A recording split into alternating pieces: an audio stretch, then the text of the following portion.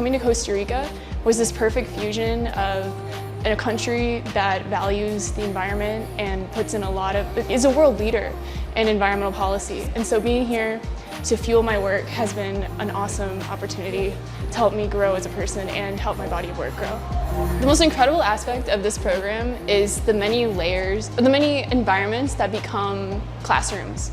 So you're here in class, but then you're in your homestay, which becomes another classroom, learning about the culture with people that live here in Costa Rica and learning about the language. And then when you're traveling, you're taking what you're applying in the classroom to your travels. So it's so cool making these connections, walking through the market and engaging with people that are selling fruits and knowing from my sustainable consumption class what's going on in the market.